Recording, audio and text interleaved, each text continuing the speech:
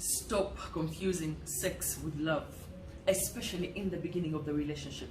Stop giving everything away the first go. I'm sure by now many of you know that sex does not need to exist under the umbrella of love to be satisfying, exciting, fun, or tender. Sex can be completely separate from love as an action for some. Some take it simply for reproduction, others it's for fun, others it's a distraction, others it's a form of entertainment. So remember, before you give into sex hoping to get love out of it, rather than love coming of its own accord, please remember that sex is an act, love is an emotion. That is why you can less and have sex with someone you don't even love. We need to know the difference. Sharifah Namusisi is my name. Welcome back to my YouTube channel. I'm a marriage counselor and Let's Fix It individual and couples counseling. If you're already a subscriber, thank you so much for your love and support. Now moving on. I need you to understand that sex does not strengthen the connection. It only strengthens the attachment, which could be dangerous. Yes? So just because a man sleeps with you doesn't mean he's thinking about the future. For him to think about marrying you, there must be something more you possess that's stronger than sex. Something he respects within you. Let's take sex out of the equation. What else do you bring to the table? Where are the table?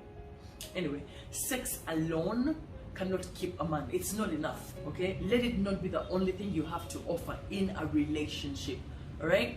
A man can't stay with you just because he's having sex. There is so much more to life than doggy style, monkey style, wheelbarrow style, missionary style.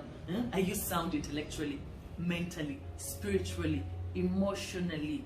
How is your maturity level? I mean, who doesn't love a woman who is intelligent? Who doesn't love a respectful woman with ideas, solutions? To be honest, sex is very cheap lately. Anybody can buy it. So we need to build ourselves beyond it, right? Don't get me wrong. Terrific sex does matter in a relationship, okay? It does, but it's not the end or be all for a relationship. Mind-blowing sex does not mean that someone is in love with you in the sense of care, concern, and loyal partnerships, right? Learning that sex and love are not necessarily the same thing is a cold, hard lesson many of us have to go through to eventually find a healthy, loving partner. Yeah? So the biggest lesson I learned that was sex can imitate the feeling of being loved, right? And comforted. Yes? It makes you feel special in those moments of passion. It allows you to feel as though perhaps you can possess someone, right? Even if it's for a moment, even if it's for a few minutes. But sometimes that is all it is, a feeling, okay? How this person treats you after sex is what matters more. Know this, no peace, okay? Now, how can you tell the difference between sex and love? Let me help you assess whether your relationship is all about sex and has zero potential to turn into something serious. Number one, your time together is spent in bed. Like all your time together is either spent in bed or spent trying to get there. This is a clear-cut sign right there, okay? Many of us think, no, this guy loves my child, but right? What else do you do together? Okay, do you go out together to public places where the idea is to have fun or get to know each other better, or do you mostly hang out at home where sex is instantly available? Ask yourself, right? If you are not being social and only sexual, the likelihood of it going further is slim, as the sex is going to eventually get old. Sign number two, when sex is done, is there always an excuse that takes them away from you? Lust alone is often all it takes to draw people together, all right? But when the sex is over, lust by itself can produce the reverse reaction. Clinging together like magnets until satisfied, and then the polar opposite takes place. You start feeling repelled by who you are with, or sense it from the other person, like they don't want to be there anymore, right? If either you or they can't stick around to cuddle or spend the rest of the day or evening together, then the potential for real love is clearly not there. Sign number three, the sex is really good, right? Maybe even great, but what else do you have in common? Yeah? What would you talk about if one of you were physically unable to have sex, right? If you are in your period, for example, do you know personal details about them that their most casual friends don't know?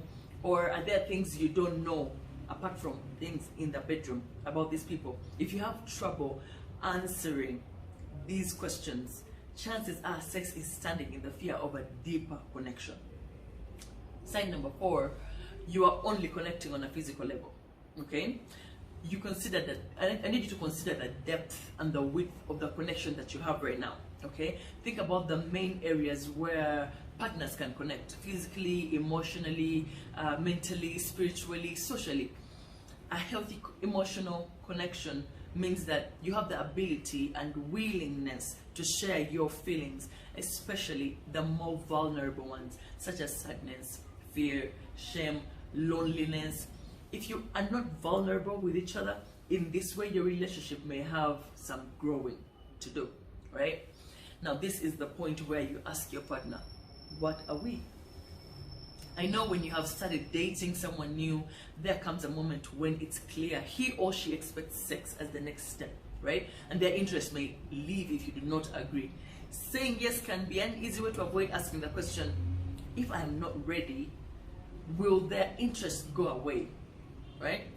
And so you say yes, but I need you to ask yourself honestly, why would a person lose interest in you if you say no to sex? I mean, you're not interested in sex and you would rather go to a movie or go for ice cream, but instead the both of you wind up in bed together after being convinced you want it as much as he does on more than one occasion. So you say yes to the sex to just keep them around. But to what end?